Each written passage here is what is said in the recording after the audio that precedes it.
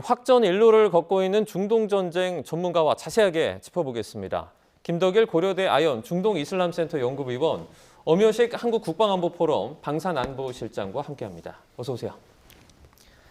자, 지금 중동 전쟁 자체가 그 에너지 생산 시설에 이어서 핵시설을 겨냥하는 위험천만한 상황까지 번지고 있습니다. 먼저 그 이란의 핵심적인 우라늄 농축 단지입니다. 그 나탄즈가 이달 초에 이어서 다시 공격을 받았다고요. 예, 그렇습니다. 이제 이란의 대표적인 핵시설을 들자면 나탄즈, 이스파한, 포르도를 들 수 있겠는데요. 네. 그중에 나탄즈를 이번에 크게 공격을 했습니다. 아마도 이제 미군이 벙커 버스터까지 사용한 것으로 좀 드러나고 있습니다. 네. 그렇다면은 이제 지상의 핵시설을 어느 정도 계속 공격을 했었는데 아마도 이제 지하에 있는 원심 분리기라든가 그런 지하에 좀 숨어 있는 여러 핵 관련 시설들을 지금 이번에 타격한 것으로 볼 수 있겠고요. 그럼으로써 미국의 의도는 계속 이제 보입니다. 전쟁을 이제 계속해서 이제 뭔가 마무리 단계에 가는 듯한 모습을 보이면서 도 마지막까지 이란의 핵 능력을 무력화시키겠다는 그런 의지의 표현으로 볼 수 있겠습니다. 뭐 이란도 반격을 했습니다. 그러니까 이스라엘에 있는 그 디모나라는 핵시설을 겨냥해서 이제 보복을 했는데 이게 이제 이스라엘이 원래 그 미사일 날라올 때 막으려고 했었는데 막지 못했다 그래요? 네, 보통 이란의 미사일을 발사하게 되면 그 이스라엘이 요격을 대부분 성공했었거든요. 네네. 이번에 이제 핵시설이면 굉장히 또 중요한 시설인데 분명히 요격에 대한 준비를 했을 텐데 그 탄이 떨어졌다고 하는 것은 이스라엘 요격 체계에 약간 그 빈틈이 있었는 게 아닌가 이게 첫 번째고요. 네. 둘째로는 이란이 이스라엘이 요격을 해도 막을 수 없는 예를 들면 뭐 극초음속 미사일이나 이런 것들로 해서 요격할 수 없는 미사일을 발사한 것이 아닌가라고 추정은 되는데요. 어쨌건 이 핵시설에 대해서 상호 이란과 이스라엘이 서로의 핵시설을 공격한다는 것은 이 전쟁이 자칫 또 새로운 또 위험한 국면으로도 전환될 수 있는 상황이기 때문에 네. 매우 그 염려되는 상황입니다. 그 요격을 하지 못한 정확한 이유 같은 건 좀 나오지 않았습니까 아직? 아직까지는 나오지 않았는데요. 이스라엘은 내부적으로 왜 요격을 하지 못했는지 실패했는지에 대해서 내부적으로 조사를 하고 있다고 발표를 했고요. 네.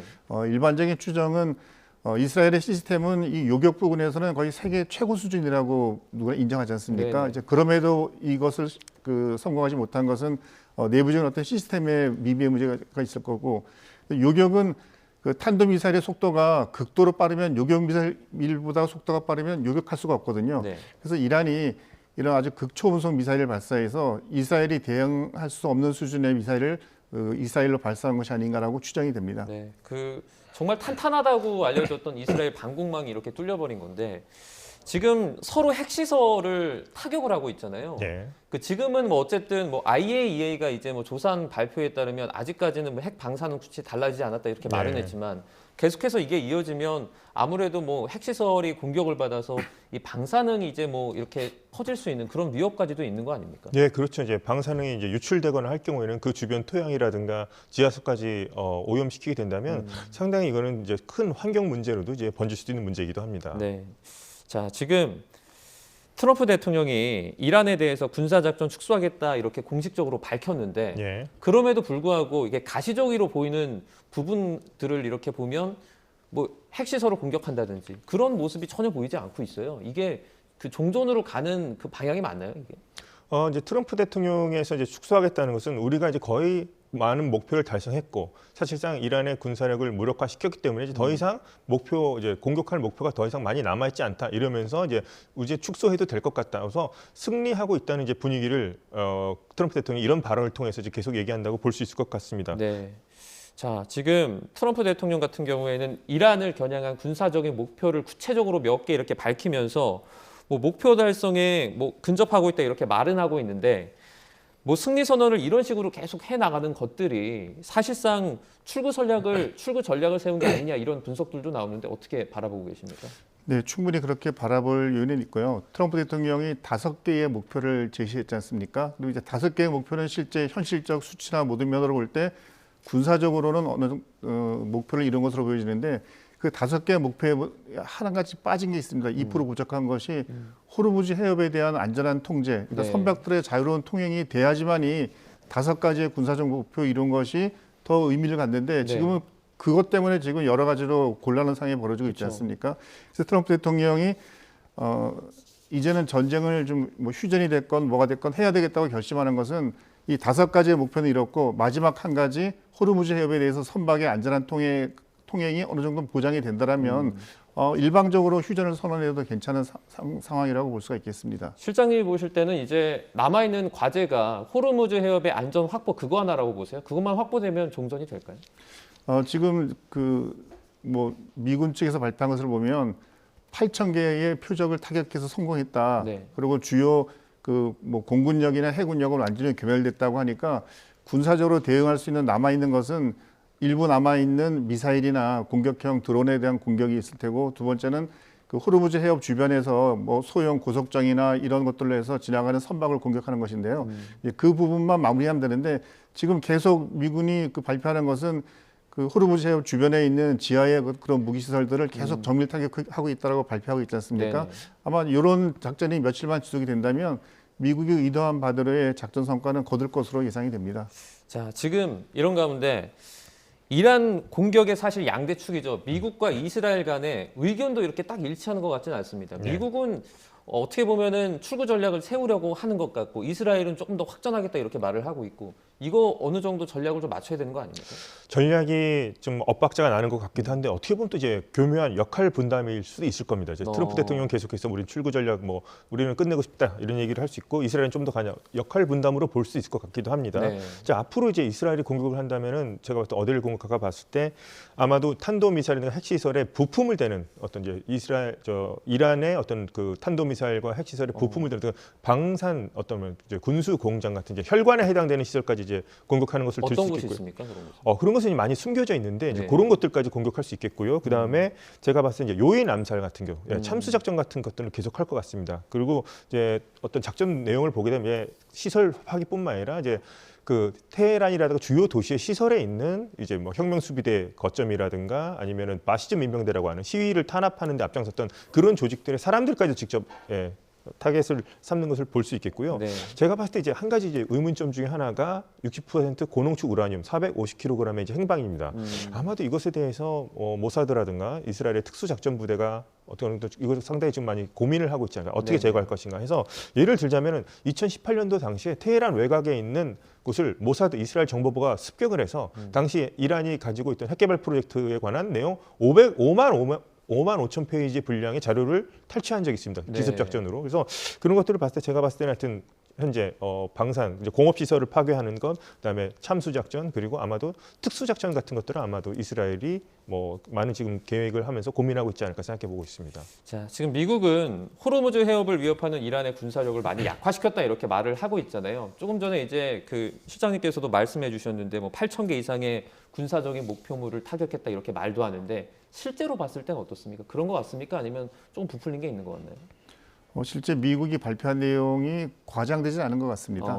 특히 공군력 같은 경우에는 이란 상공에서 이란의 전투기들이 날아다니거나 또는 미군의 전투기들과 공중전을 벌였다거나 이런 뉴스는 전혀 없지 않습니까?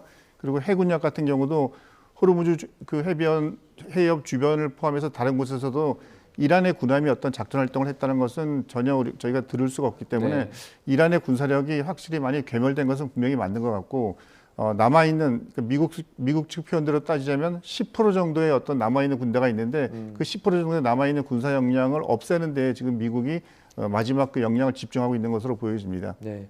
자, 미국 설명과는 좀 다르게 이란 측의 이 반격 자체가 만만치가 않습니다. 이번에 인도양의 군사기지에 그러니까 중거리 탄도미사일을 발사해서 중동 지역 넘어서 처음으로 공격을 했어요. 네, 보통 이란이 탄도미사일을 발사하면 한 2,000km 정도 사거리의 미사일을 쏠 거다라고 대부분 알고 있었는데 이번에 쐈던 그 디에고 가르시아 같은 경우는 이란으로부터 약 4,000km 떨어진 곳이거든요. 그러니까 이란이 4,000km라고 하면 그것을 디에고 가르시아가 아니라 유럽 쪽으로 화살을 돌려보면 많은 유럽 국가들이 그 표적이 될 수가 있는 상황이 되겠습니다. 그러니까 이란의 미사일 위협이 더 커졌다고 볼 수가 있는 거죠. 근데 이제 이란의 이러한 공격은 어쩌면 또 자충수가 될 수 있거든요. 왜냐하면 디에고 가르시아는 미국과 영국이 공동으로 사용하는 기지인데, 지금 영국은 트럼프 대통령이 아무리 압박을 해도 이 전쟁에 참여하지 않겠다고 거부하고 있는데, 영국군이 피해를 입게 된다면 영국 입장에서는 입장을 바꿀 수가 있는 거거든요. 그 오히려 이란이 자꾸 주변에 있는 다른 국가들에 대한 공격을 함으로써 확전에 대한 것은 미국이 확전을 하는 것이 아니라 이란이 확전을 오히려 유도하는 모양새가 될 수 있어서, 궁극적으로는 이란에게도 전략적으로 이렇게 좋은 그 요인이 될 것 같지는 않습니다. 네. 자, 지금 미군 병력이 중동으로 추가 이동하고 네. 있는데 호르무즈 해협의 지상군 투입 가능성 지금 거론이 되고 있습니다. 그 중에 이제 뭐 여러 가지가 있지만 그 원유 핵심 시설이죠. 하르그 섬에 이제 투입할 수도 있다 이런 얘기가 나오고 있죠.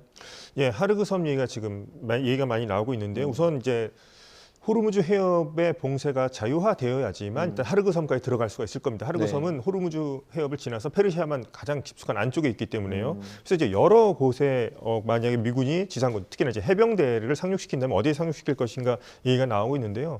하르그 섬 같은 경우는 이제 이란의 어떻게 보면 금고에 해당되는 것이 여기를 쥐면 이란의 경제를 완전히 뭐 지식시킬 수는 있겠습니다만 네. 제가 볼 때는 위험 부담이 상당히 큰 지역이기도 합니다. 상륙한 다음에 여기를 점령할 수는 있겠습니다만 점령하는 순간 이란도 여기에 대해서 공격을 할 텐데 네. 이 섬이 너무나도 작거든요. 그러면은 이제 미군 해병대 병력이 상륙해서 일시적으로 점령을 하더라도 엄청난 미군 사상자가 발생할 것으로 예상이 됩니다. 그래서 오히려 하르그 섬 같은 경우는 지금 계속 얘기가 나오고 있지만 아마도 하르그 섬이 아니라 다른 섬 같은 곳을 상륙해서 일시적으로 군 시설을 이란의 군 시설을 뭐 약화시키고 이제 빠져나오는 그런 전략을 쓸 수 있을 것 같기도 합니다. 이곳은 어떻습니까? 지금 여기 담수 시설이 있다고 하는 캐슘 섬이라고 있잖아요. 예, 예. 그것도 이제 점령하면 이란이 뭐 며칠 못 버틴다 이런 말이 있는데 거기는 어떻습니까? 캐슘 섬 같은 경우는 바로 이제 호르무즈 해협의 입구에 해당되는 거 상당히 좀 긴 면적의 섬인데 제가 봤을 때 이제 그곳을 또 점령한다고 할 경우에는 지금 병력보다 조금 더 많은 병력, 2,500에서 추가로 다른 해병대도 온다고 하는데 네. 그것보다 더 많은 병력이 있어야 될 것으로 보입니다. 그런데 이제 해병대 상륙 같은 거 보면 이제 미군 사상자가 늘어나는 것을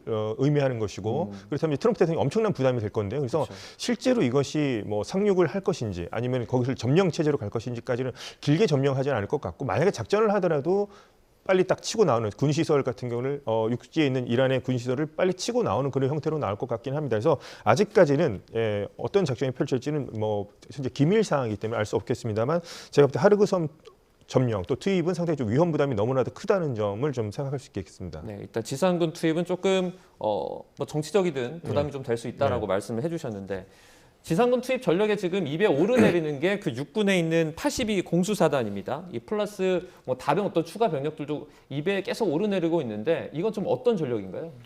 82 공수사단은 그 부대 이름에도 있겠지만 그러니까 낙하산을 이용해서 적 후방으로 기습 강화하는 그런 임무를 수행하는데요. 네. 보통 이제 이런 작전은 일반적으로 적의 그 후방 지역에 낙하산으로 착륙을 해서 그 가운데 있는 적군을 포위하는 그런 작전인데 네. 이제 이런 작전의 기본 전제는 낙하산으로 적 후방을 점령했을 때 그들만 남겨두는 것이 아니라 이 본대가 가서 서로가 이렇게 연결이 돼야 되거든요. 그렇다면 본대라는 것은 대규모의 지상군이 들어가는 경우를 의미하는데 네. 단순하게 82 공수사단만 들어가서 특정 지역의 후방에 그 낙하산으로 기습 강화를 해서 어떤 지역을 확보했다고 한들 자칫하면 오히려 고립이 돼서 큰 인명피해를 입을 수도 있겠습니다. 그래서 이 82 공수사단은 이란군의 후방으로 보내서 그 가운데 있는 이란군을 포위해서 섬멸하는 작전을 기도를 한다 할지라도 자칫 역으로 그 고립돼서 피해를 입을 가능성이 있기 때문에요. 만약에 정 이 부대를 투입해서 작전을 한다라면 뭐 깊숙한 적 후방보다는 호르무즈 해협 그 인근에 있는 그런 특정한 지역들 뭐 고속정이 출몰하는 지역이든지 또 미사일이나 드론을 발사하는 그런 지역들을 일시적으로 확보하는 그런 목적으로는 운영할 수 있겠지만 장기적인 운영은 좀 여러 가지로 제한될 것 같습니다. 조금 전에 이제 위원님께서 그 지상군이 투입됐을 때 그 피해가 참 우려돼서 사실 이 고민이 많을 거다 이렇게 말씀해 주셨는데 실제 지상군이 들어가게 되면 인명 피해는 좀 어쩔 수 없이 많이 발생하게 되겠죠. 지상군이 들어가게 되면 희생을 전제로 해서 지상군이 들어가는 거죠. 이미 미군들이 2003년 이라크하고 아프가니스탄에서 전쟁하면서 뭐 총 한 5천 명 정도가 전사를 했거든요. 네. 그래서 지금 현재까지 미군이 13명이 어떻게 보면 이거는 전투를 하다 그런 것이 아니라 여러 가지 뭐 사고나 또는 이제 그 이란 미사일 때문에 인명피해 발생했는데 이렇게 발생한 인명피해와 실제 지상작전을 전개하다가 어떤 인명피해자가 발생하고 또한 지상전은 소수 인원보다는 다수의 인명피해가 발생할 가능성이 높거든요. 그렇게 되면 오히려 그런 작전이 트럼프 대통령에게 정치적 부담이 될 수 있기 때문에 매우 신중할 수밖에 없겠습니다. 네. 자, 미국의 다음 공격 타겟으로 이란과 아랍에미리트가 이제 영유권 분쟁을 벌이고 있는 그런 섬들도 오르내리고 있습니다. 지금 어떤 섬들인지 설명을 조금 해주시죠.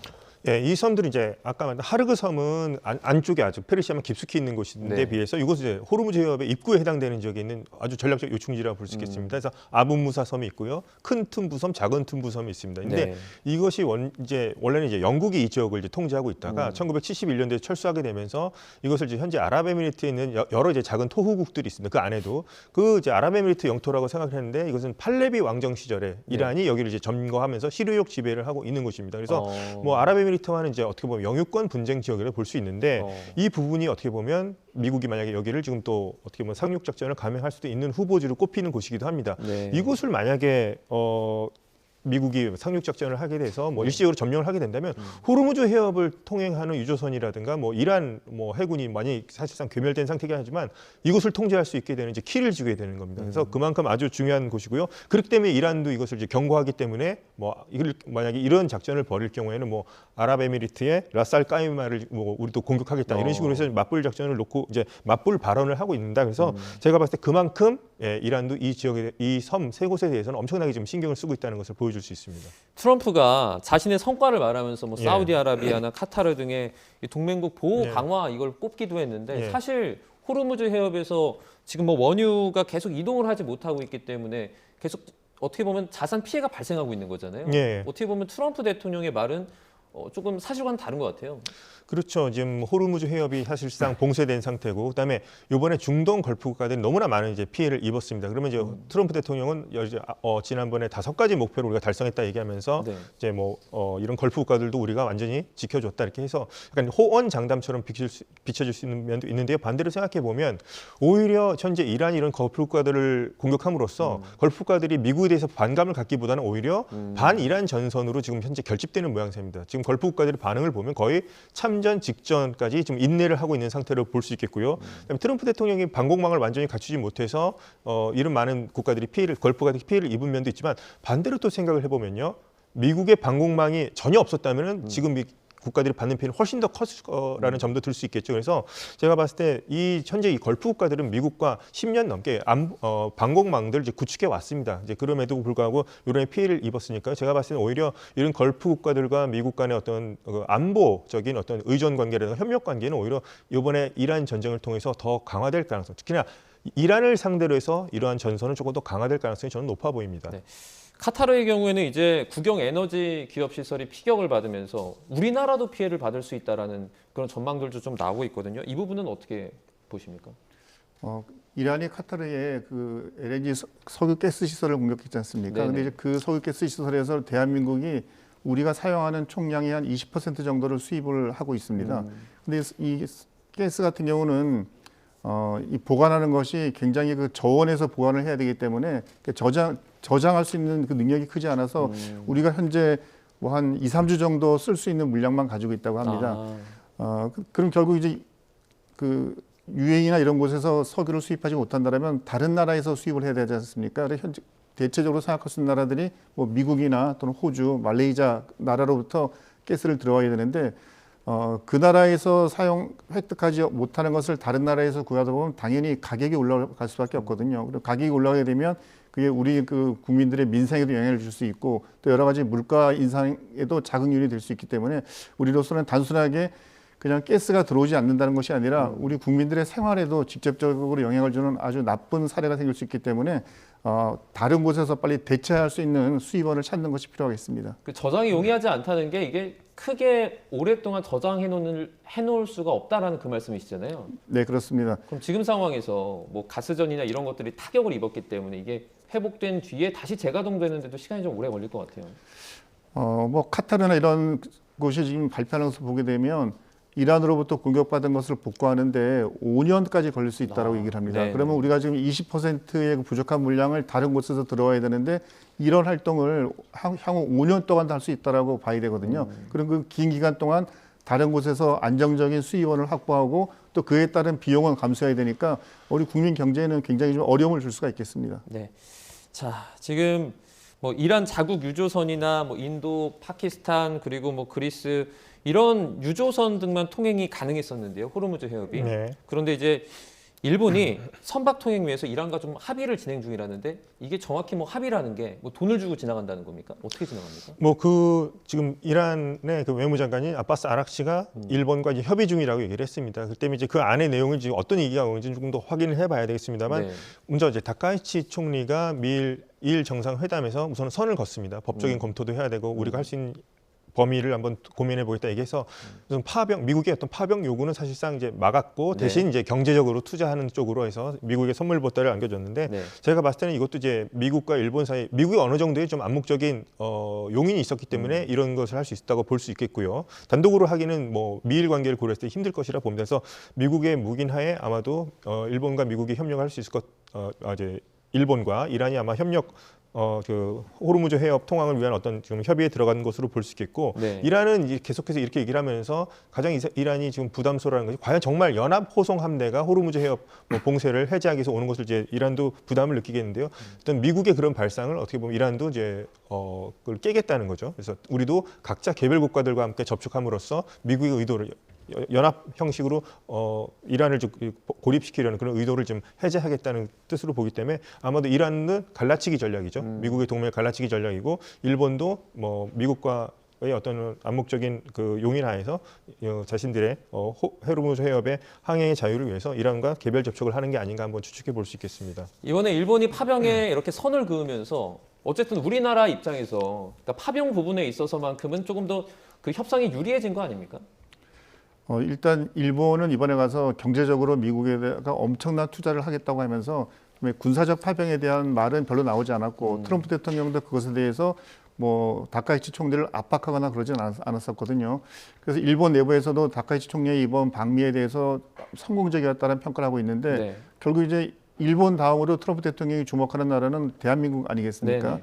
그래서 우리 입장에서도 트럼프 대통령이 필요한 부분에 대해서 어떻게 만족을 시켜주고 군사적 압박은 우리의 해군 군함을 보낸다는 것이 또 굉장히 여러 가지 어려운 문제가 많이 있기 때문에 쉽사리 결정할 문제가 아니기 때문에 다카이치 총리처럼 다른 어떤 부분에서 우리가 미국을 돕고 있다, 미국과 함께한다, 트럼프 대통령이 하는 것을 우리가 심정적으로 또는 물적으로 지원하겠다는 의지를 표명하는 것이 중요해 보입니다. 네, 알겠습니다. 저희 중동 사태 관련해서 김덕일 고려대 아연 중동 이슬람센터 연구위원, 엄효식 한국 국방안보포럼 방산안보실장과 자세하게 알아봤습니다. 오늘 고맙습니다.